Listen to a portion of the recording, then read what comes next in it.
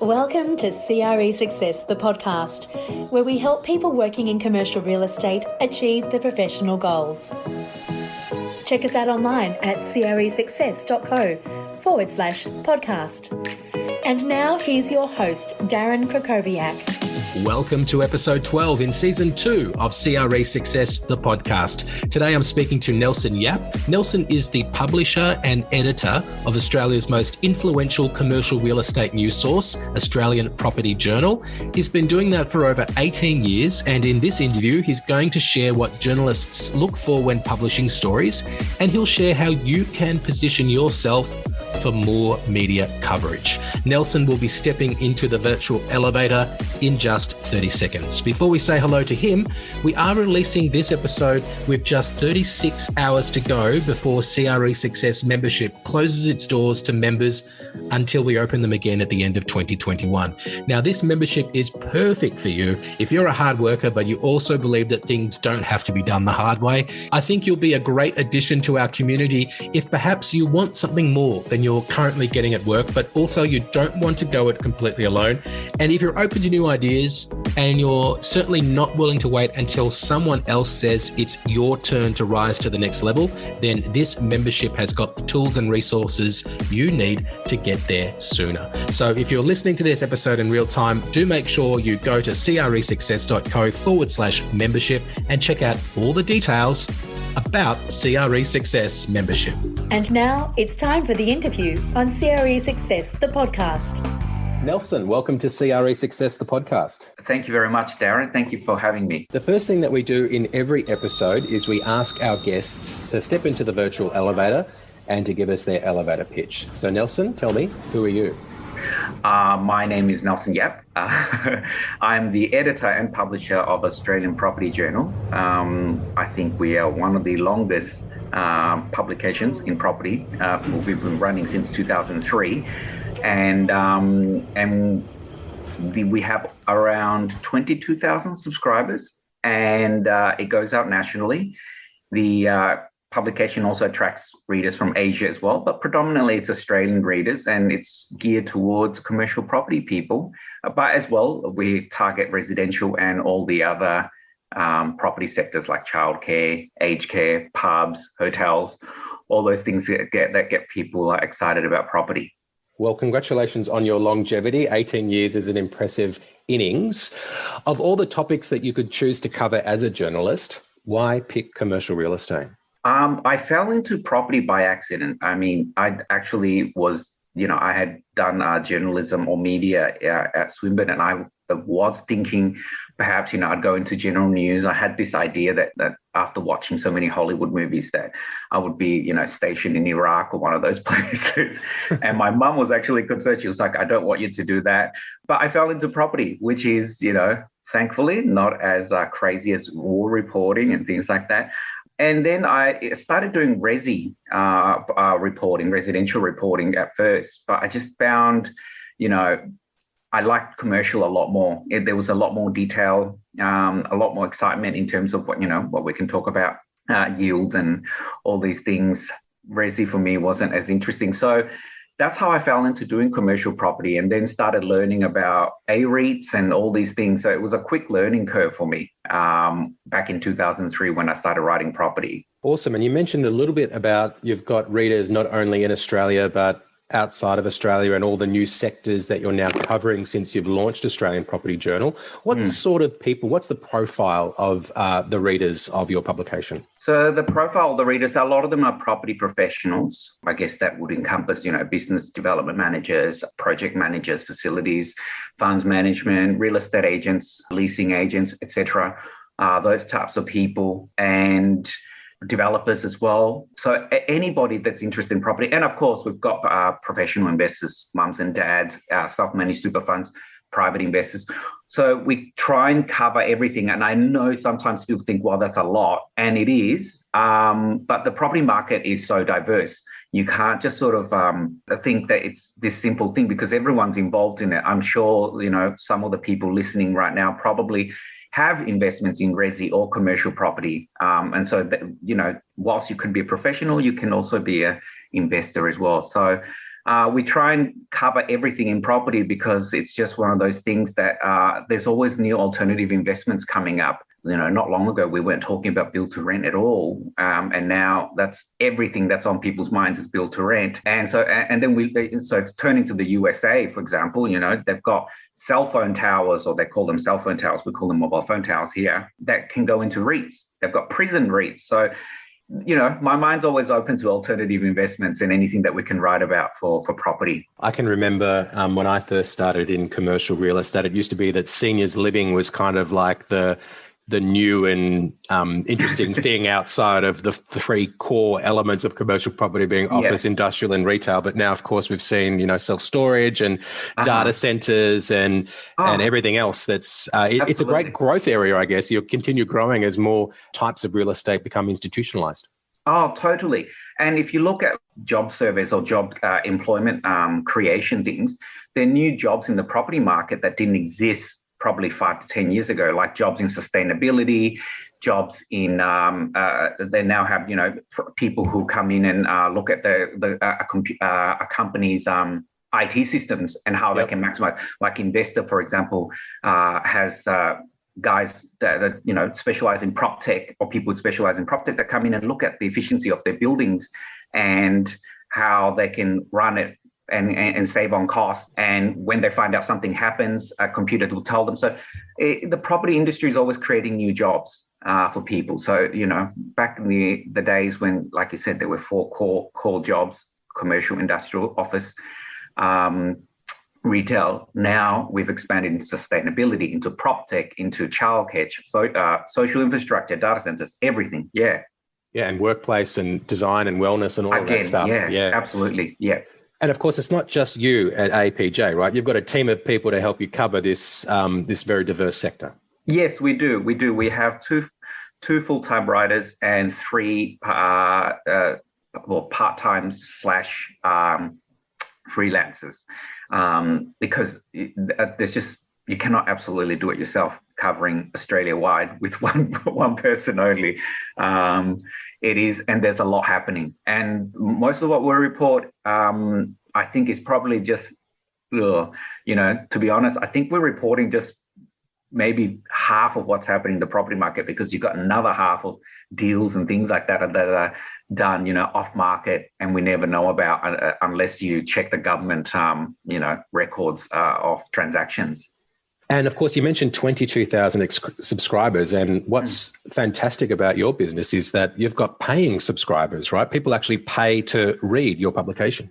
Yes. So Australian Property Journal was one of the first ones to introduce a paywall back in, I think, 2008, 2007, 2008, because the model in terms of, paywalls is that we had the idea that, if you're creating something special that people want to read, and if you're giving them something informative and hopefully valuable for them, then they will pay for it. And it was a challenge at first to overcome that idea that, news is free, I can just access it. And by and large, a lot of the news you can find on residential property is free. You can just Google and within a few seconds, you'll see it. But what we try and do is offer something different. And hopefully that's why we have built up that subscriber base of readers across, the spectrum that I mentioned earlier, which is, investors, real estate professionals, developers, etc. Because hopefully they're finding something valuable. Even through COVID, we've been able to retain our subscription numbers, and it's been stable, because I think once you give something valuable to people, they stick with you. Social media wasn't really a thing when you launched Australian Property Journal. In fact, it was pre-Facebook, pre-Twitter and everything else that's come since then. But content's now come a long way, particularly in the past 2 or 3 years, when we think about everyone is sort of expected to be a content creator. Is that changing the way that people see news services like yours or your business model at all? Absolutely. So we obviously have sites, I suppose you can say that. We have a presence on Twitter, Facebook, and LinkedIn.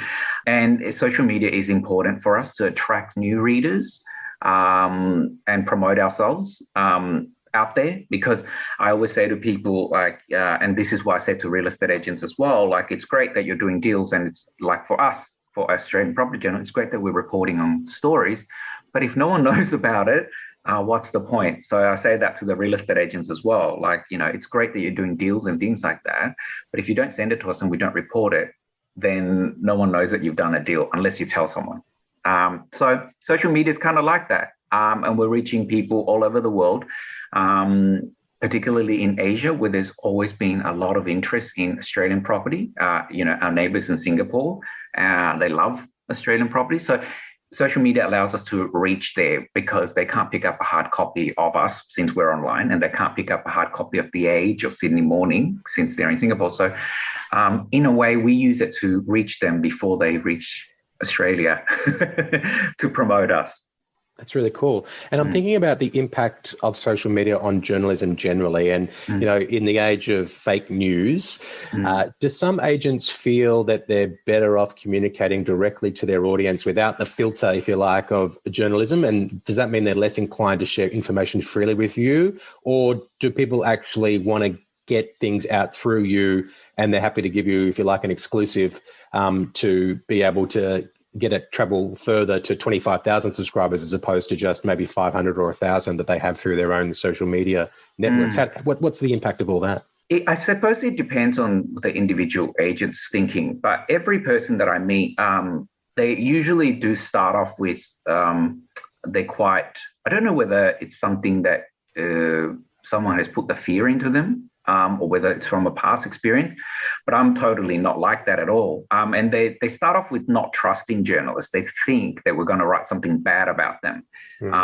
So often they don't want to send us stuff because they feel like that. And sometimes that could be also maybe that, a PR person has told them not to do it, and to do it directly via the PR person to get the message out.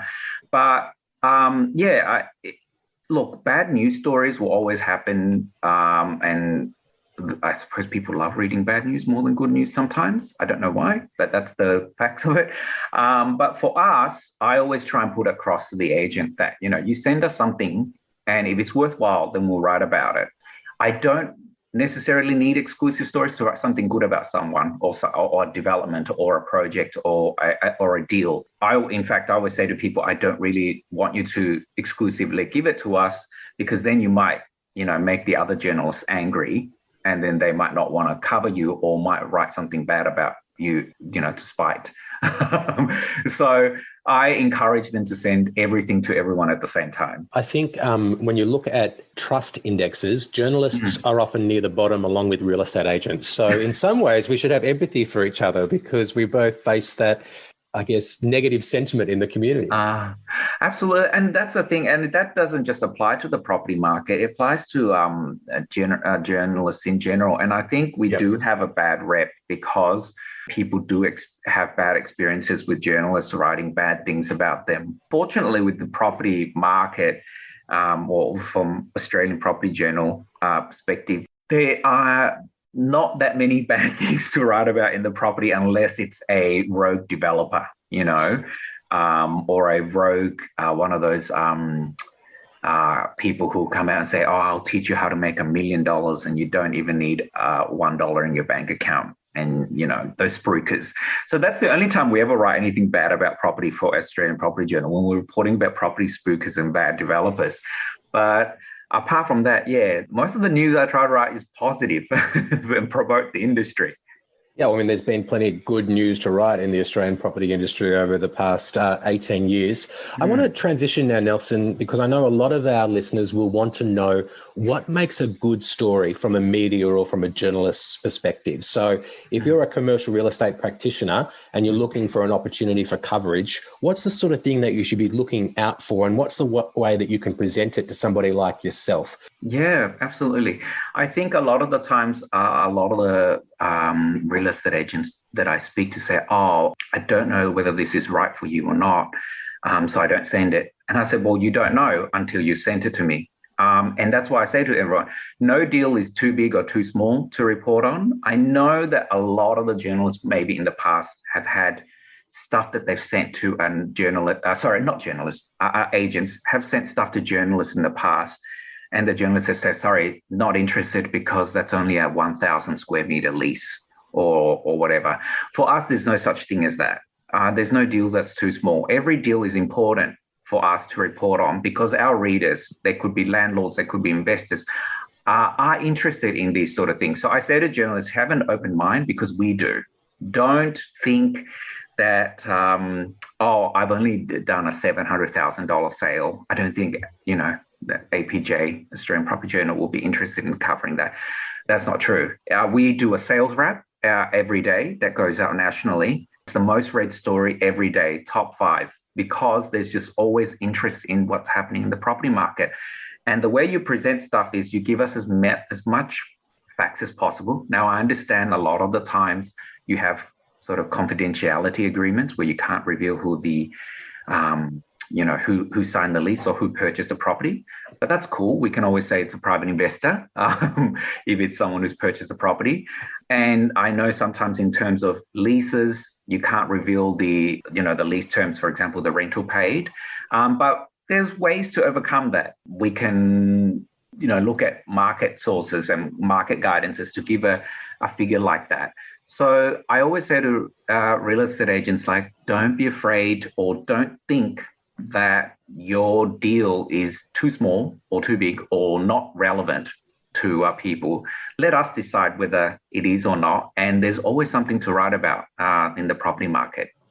And what about the actual story angle? Should commercial real estate professionals be trying to offer you different angles, or is that your domain? They should just present the facts and then you can sort of find out what is, the juicy element that's good for people to actually want to read. Oh, that does happen. That does happen. Sometimes they present something, but I find a different angle that I find is more interesting to go with readers. But that goes with, in my experience, and also through our readership numbers that we monitor and how we, I suppose, cultivate, or the word's not cultivate, but how we angle stories for readers' consumption and what they look for in a story, and that comes from journalism experience.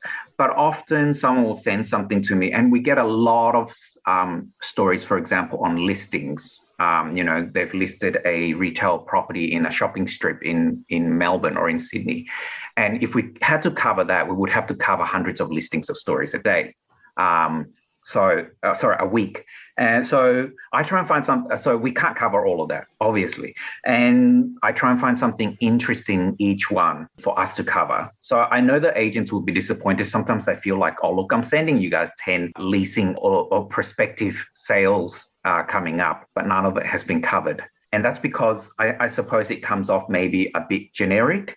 So we try and find something interesting. So and maybe the agent can look for that themselves. So whether this family has held onto the property for 70 years or whether it's got an interesting tenant, maybe there's some characteristics with the property that's interesting. So try and find something interesting within that property that you're marketing, and then give it to us. Because of course, I don't know the history of the property, whether the same family has owned it for 70 years, or maybe even the seller, if the vendor agrees to it, is someone high profile or someone that's interesting in the property, or not in the property, but in just the general industry. So sometimes, you might have someone who is a famous surgeon who owns this property, and so try and find something interesting, whether it's the characteristics, the history of the property, or the vendor themselves, or maybe, it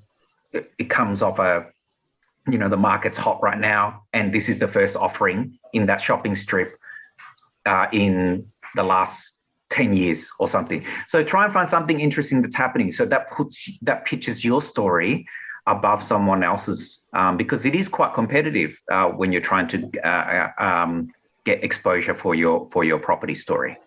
Yeah, lots of good advice there on how people can present information that makes it more appealing, or can present as many facts as possible so that's more likely that it could be appealing to your audience.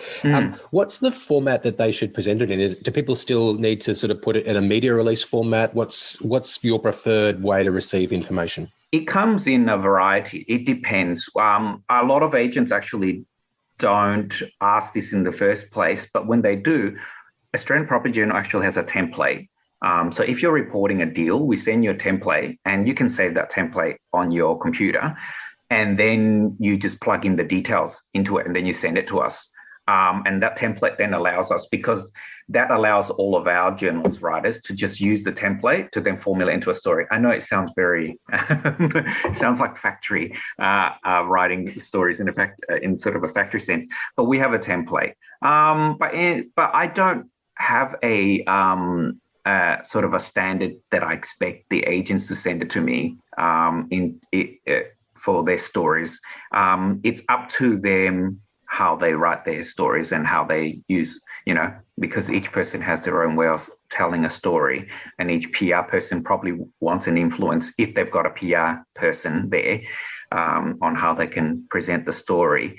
But yeah, if you're doing a sales or a lease, get in touch, and we've got a template. It makes it easy for you of what we expect from a deal that's been reported.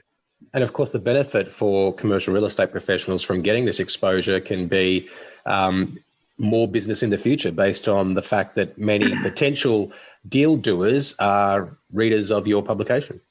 Absolutely. So we've got this, and I've got a lot of anecdotal stories to tell about this. So we don't have all day, but one of them is this one person who was an expert in holiday parks and caravans did a video interview with us where we talked about what was happening in the industry. And of course, it's, for most people, it's not something they talk a lot about, holiday parks and caravan parks.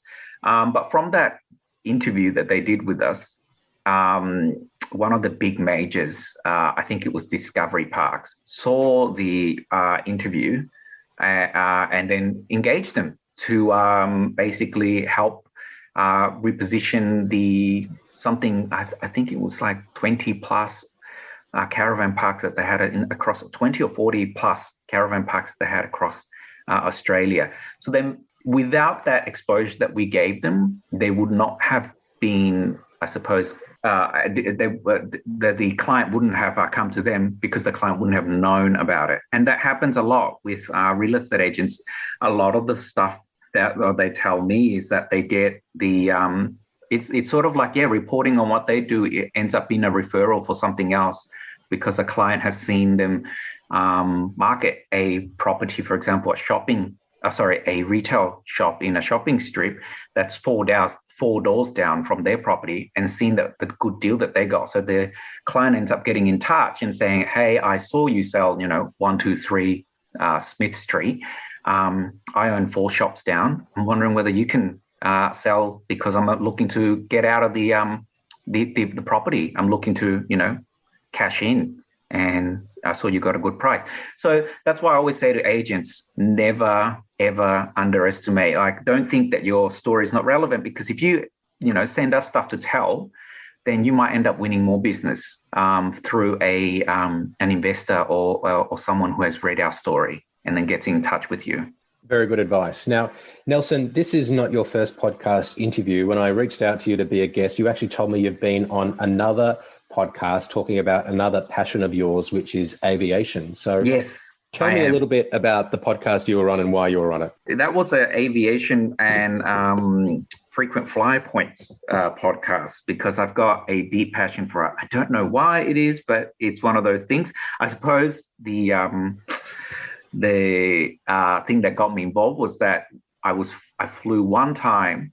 First time I ever had my holiday, I flew from Melbourne to New York via LA in economy class on Qantas, and after arriving in New York, I slept for 2 days, and fortunately I was there for 2 weeks, and I was like, I'm never doing this again.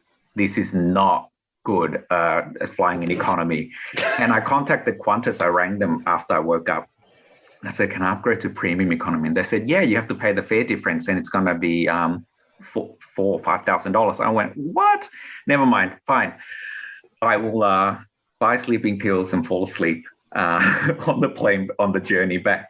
So when I got back to Melbourne, I figured, I got to find a way to get to the front of the plane. And that's what started my aviation passion. So when I did the podcast, I told the same story, that this is what got me into the aviation and frequent flyer game.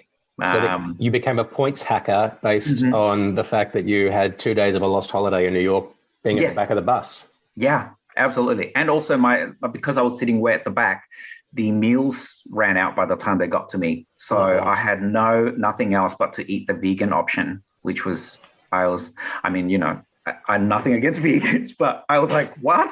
I wanted the chicken or the beef, whichever one you've got. Oh, okay. Now I get steamed veggies. Cool.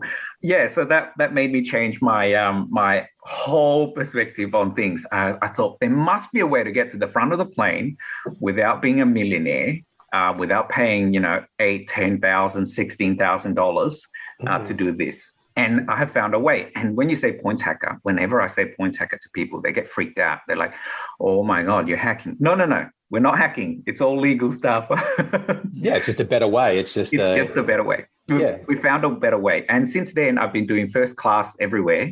And I joke about it to people all the time. Like, I don't know how I can go back to business now. You can't. I mean, I used to be doing a lot of business travel and flying in business class, and it's hard to fly economy when you get the taste of the good stuff. And even domestically now, like if I have to go to Perth, I always freak out. I know it sounds precious, but I'm like, oh, come on. Okay, fine. At least I'll get row 3 or something. No, but you're right, though. Once you fly business and you haven't had a taste of the lounge and relaxing and then the champagne on board, like I said to you earlier, I'm up there working and with a glass of wine or champagne. Well, it's probably my 4th champagne by that time, emailing someone back as I'm, flying across from, where was I last time? From Tokyo to Frankfurt over Russian airspace and emailing people. And it was fantastic. And I was doing that as part of my 72 hours around the world journey, which was really fun. Awesome. Well, I used to love the special treatment of being high status on the airline that I was very loyal to, and I got to their top status. And I just used to love the priority boarding. I used to love being in the lounge, your baggage coming first. And then I got an APEC card, which meant that even if there wasn't priority from, that class of ticket holder in the country, you'd then get the APEC. I used to love it all. It's awesome. Oh yeah, the APEC card's my favorite thing because we get to use the diplomatic queue too. Yes. So often when I go through it, and in Japan, the APEC queue is the same with the diplomats queue. So you get bows and everything because they think that you're a diplomat. And I'm like, wow, this is the life of an ambassador or something, The thing is, though, they still check our bags. If you're a diplomat, you don't get any of course not. Diplomatic immunity, but it's still pretty cool. But I am worried that we've alienated the audience with all this talk of. I could go on forever. Yeah, Nelson, it's been great to have you on the show. Thanks so much for sharing your knowledge on this episode of CRE Success, the podcast. Thank you very much. For more information about our guest, visit cresuccess.co/podcast. And now a final thought from Darren Krakowiak. Thank you once again, Nelson, for being my guest. Now, don't forget cresuccess.co/membership. Check out all the details about joining our membership before Friday, July 2 at 6 p.m. Australian Eastern Standard Time. That's Melbourne, Sydney, the Eastern Seaboard time. That's 4 p.m. in Asia, in Hong Kong and Singapore, and it's 1 a.m. Pacific time in North America. So if you're in North America, make sure you act on Thursday. If you're here in Asia Pacific, well, it's Friday afternoon when the doors close. I hope that you will consider joining CRE Success membership. Either way, I want to say thank you for listening to this episode, and I will speak to you soon. Thanks for listening to CRE Success, the podcast. If you enjoyed this episode, make sure you subscribe to us on your favourite podcast platform and be sure to leave us a 5-star review. For more information about the show, just check the show notes on your podcast app or visit us online at cresuccess.co. 90% of the world's data was generated in the last 2 years. Credia is a business intelligence and analytics tool for commercial real estate professionals. Using real-time insights, track key portfolio metrics and benchmark against the market so you can make faster and well-informed decisions. With live dashboards and bespoke reporting, impress both your executive team and your property clients. It's time to turn data into your most valuable asset with Credia from Released.